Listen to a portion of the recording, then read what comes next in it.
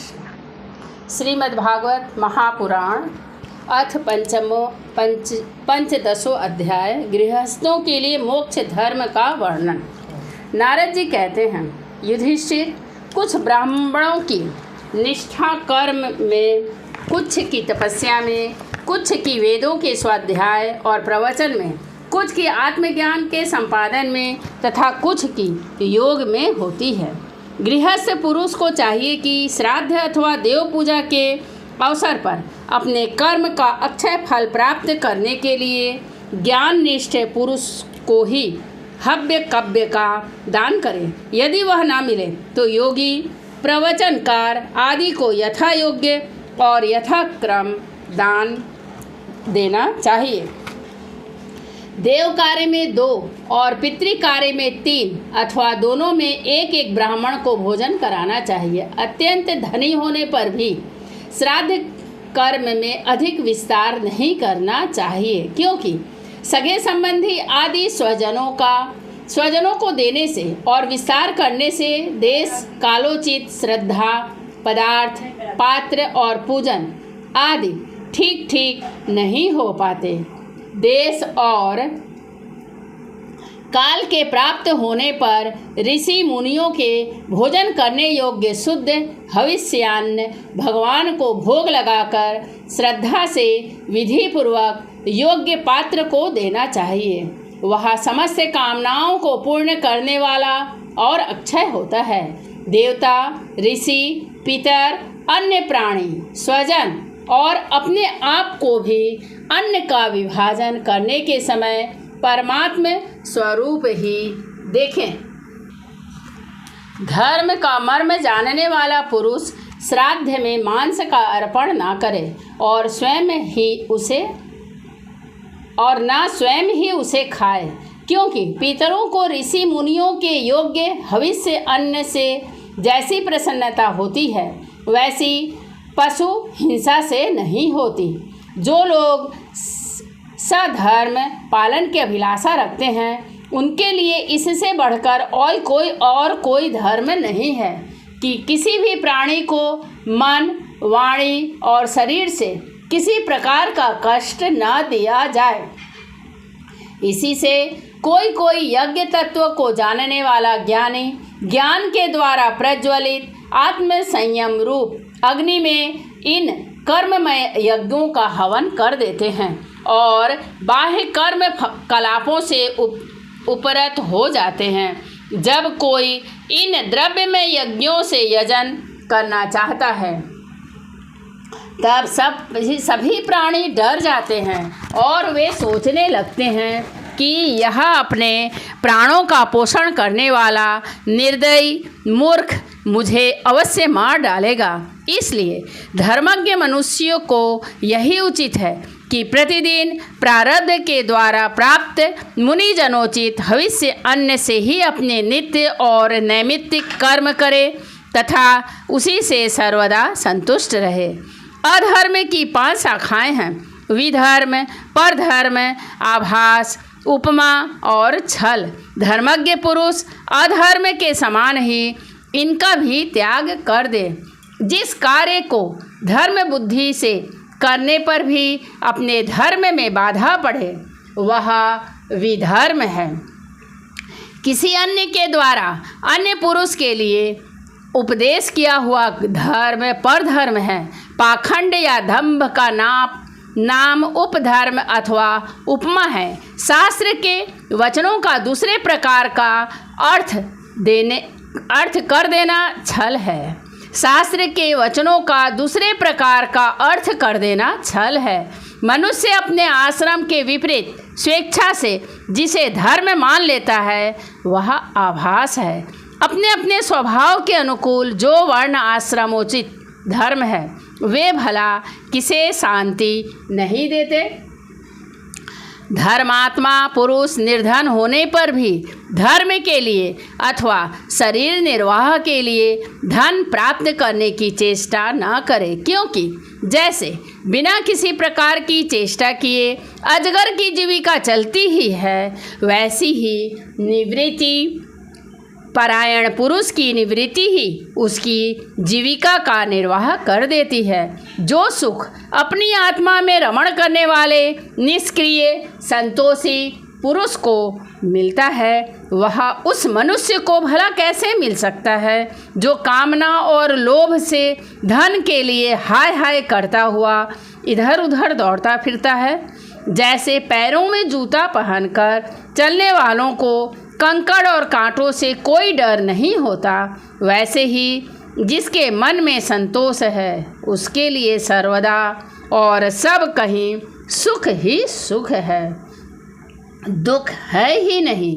युधिष्ठिर, न जाने क्यों मनुष्य केवल जल मात्र से ही संतुष्ट रहकर अपने जीवन का निर्वाह नहीं कर लेता, अपितु रस इंद्रियां और जननेंद्रिय के फेर में पड़कर यह बेचारा घर की चौकसी करने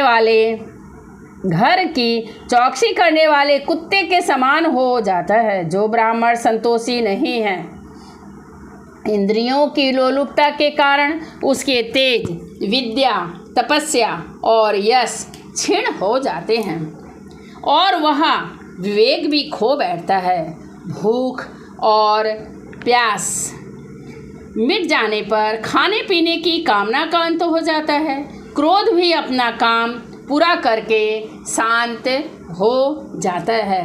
परंतु यदि मनुष्य पृथ्वी की समस्त दिशाओं को जीत ले और भोग ले, तब भी लोभ का अंत नहीं होता है। अनेक विषयों के ज्ञाता शंकाओं का समाधान करके चित्त में शास्त्रोक्त अर्थ को बैठा देने वाला और विद्वत सभाओं में के सभापति बड़े बड़े विद्वान भी असंतोष के कारण गिर जाते हैं। धर्मराज, संकल्पों के परित्याग से काम को, कामनाओं के त्याग से क्रोध को, संसारी लोग जिसे अर्थ कहते हैं उसे अनर्थ समझकर लोभ को और तत्व के विचार से भय को जीत लेना चाहिए। अध्यात्म विद्या से शोक और मोह पर, संतों की उपासना से दंभ पर, मौन के द्वारा योग के विघ्नों पर और शरीर प्राण आदि को निश्चेष्ट करके हिंसा पर विजय प्राप्त करनी चाहिए। अधिभौतिक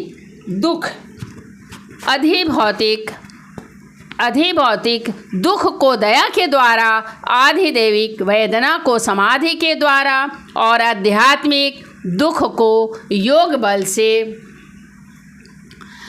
एवं निद्रा को सात्विक भोजन, स्थान, संग आदि के सेवन से जीत लेना चाहिए। सत्व गुण के द्वारा रजोगुण एवं तमोगुण पर और उपरति के द्वारा सत्व गुण पर विजय प्राप्त करनी चाहिए। श्री गुरुदेव की भक्ति के द्वारा साधक इन सभी दोषों पर सुगमता से विजय प्राप्त कर सकता है। हृदय में ज्ञान का दीपक जलाने वाले गुरुदेव साक्षात भगवान ही हैं। जो दुर्बुद्धि पुरुष उन्हें मनुष्य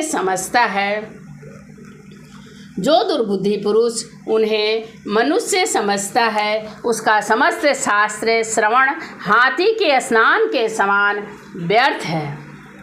बड़े बड़े योगेश्वर जिनके चरण कमलों का अनुसंधान करते रहते हैं, प्रकृति और पुरुष के अधीश्वर वे स्वयं भगवान ही गुरुदेव के रूप में प्रकट हैं। गुरु की महिमा परम्पार है। गुरु गोविंद दो खड़े काके लागो पाए, बलिहारी गुरु आपने गोविंद दियो बताए। इन्हें लोग भ्रम से मनुष्य मानते हैं। शास्त्रों में जितने भी नियम संबंधी आदेश हैं, उनका एकमात्र तात्पर्य यही है कि काम, क्रोध, लोभ, मोह, मद और मत्सर इन 6 शत्रुओं पर विजय प्राप्त कर ली जाए अथवा 5 इंद्रिय और मन ये 6 वश में हो जाएं। ऐसा होने पर भी यदि उन नियमों के द्वारा भगवान के ध्यान चिंतन आदि की प्राप्ति नहीं होती है तो उन्हें केवल श्रम ही श्रम समझना चाहिए। जैसे खेती, व्यापार आदि और उनके फल की योग साधना के फल भगवत प्राप्ति या मुक्ति को नहीं दे सकते, वैसे ही दुष्ट पुरुष के श्रौत, सर्व, स्मार्त कर्म भी कल्याणकारी नहीं होते, प्रत्युत उल्टा फल देते हैं। जो पुरुष अपने मन पर विजय प्राप्त करने के लिए उद्यत हो, वह आसक्ति और परिग्रहण का त्याग करके संन्यास ग्रहण करे, एकांत में अकेला ही रहे और भिक्षा वृत्ति से शरीर निर्वाह मात्र के लिए स्वल्प और परिमित भोजन करे। युधिष्ठिर पवित्र और समान भूमि पर अपना आसन बिछाए और सीधे स्थिर भाव से समान और सुखकर आसन से उस पर बैठकर ओमकार का जप करे। जब तक मन संकल्प विकल्पों को छोड़ न दे, तब तक नासिका के अग्रभाग पर दृष्टि जमाकर पूरक, कुंभक और रेचक द्वारा प्राण तथा अपान की गति को रोके। काम की चोट से घायल चित्त इधर उधर चक्कर काटता हुआ जहाँ जहाँ जाए, विद्वान पुरुष को चाहिए कि वह वहाँ से उसे लौटा लाए और धीरे धीरे हृदय में रोके। जय प्रभु, जय प्रभु। जब साधक निरंतर इस प्रकार का अभ्यास करता है, तब ईंधन के बिना जैसे अग्नि बुझ जाती है, वैसे ही थोड़े समय में उसका चित्त शांत हो जाता है। इस प्रकार जब काम वासनाएं चोट करना बंद कर देती हैं और समस्त वृत्तियां अत्यंत शांत हो जाती है, तब चित्त ब्रह्म आनंद के स्पर्श में मग्न हो जाता है और फिर उसका कभी उत्थान नहीं होता। जो सन्यासी चाहते हैं, जो सन्यासी पहले तो धर्म, अर्थ और काम के मूल कारण गृहस्थ आश्रम का परित्याग कर देता है और फिर उन्हीं का सेवन करने लगता है, वह निर्लज्ज, अपने उगले हुए को खाने वाला कुत्ता ही है।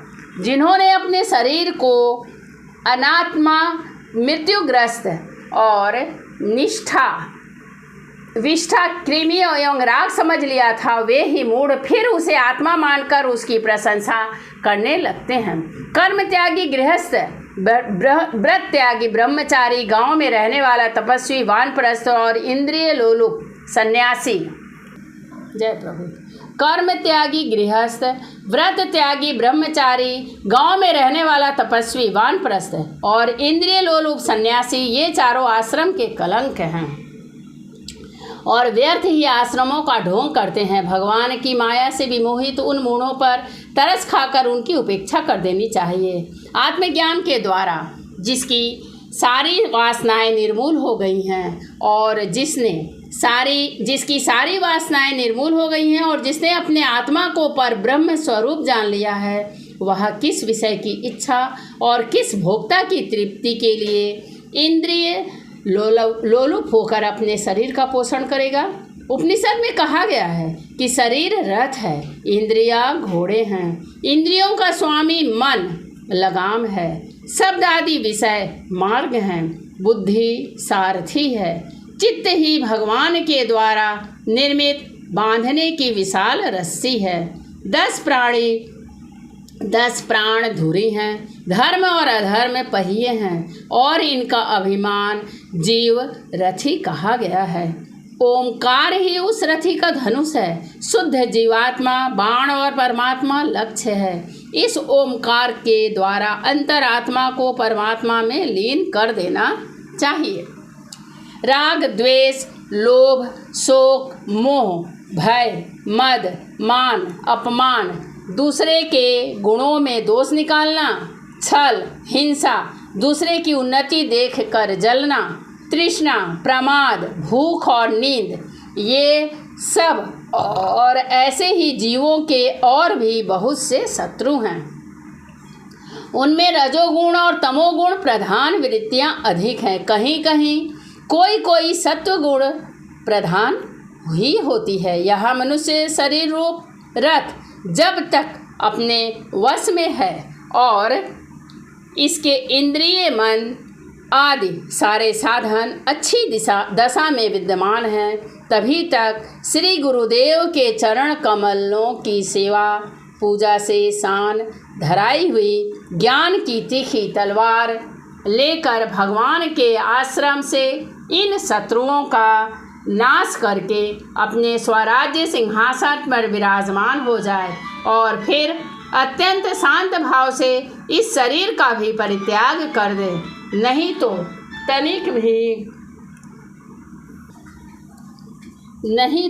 तनिक भी प्रमाद हो जाने पर ये इंद्रिय रूप दुष्ट घोड़े और उनसे मित्रता रखने वाला बुद्धि रूप सारथी रथ के स्वामी जीव को उल्टे रास्ते ले जाकर विषय रूपी लुटेरों के हाथों में डाल देंगे। वे डाकू सारथी और घोड़ों के सहित इस जीव को मृत्यु से अत्यंत भयावने घोर अंधकार में संसार के कुएं में गिरा देंगे।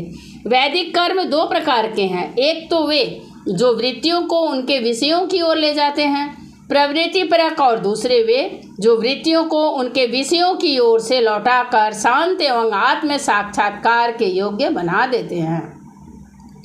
निवृत्ति परक प्रवृत्ति परक कर्म मार्ग से बार बार जन्म मृत्यु की प्राप्ति होती है और निवृत्ति परक भक्ति मार्ग या ज्ञान मार्ग के द्वारा परमात्मा की प्राप्ति होती है। शयन याग आदि हिंसामय कर्म अग्निहोत्र दर्श पूर्णमास चातुर्मास्य पशु याग सोमयाग वैश्य देव बलिहरण आदि धर्ममय कर्म इष्ट कहलाते हैं और देवालय बगीचा कुआं आदि बनवाना तथा प्याऊ आदि लगाना पूर्त कर्म हैं। ये सभी प्रवृत्ति परक कर्म हैं और सकाम भाव से युक्त होने पर अशांति के ही कारण बनते हैं। प्रवृत्ति परायण पुरुष मरने पर चरु पुरोडास आदि यज्ञ संबंधी द्रव्यों के सूक्ष्म भाग से बना हुआ शरीर धारण कर धूम अभिमानी देवताओं के पास जाता है। फिर क्रमशः रात्रि कृष्ण पक्ष और दक्षिणायन के अभिमानी देवताओं के पास जाकर चंद्रलोक में पहुंचता है। वहां से भोग समाप्त होने पर अमावस्या के चंद्रमा के समान क्षीण होकर वृष्टि द्वारा क्रमशः औषधि लता अन्न और वीर्य के रूप में परिणत होकर पितृयान मार्ग से पुनः संसार में ही जन्म लेता है।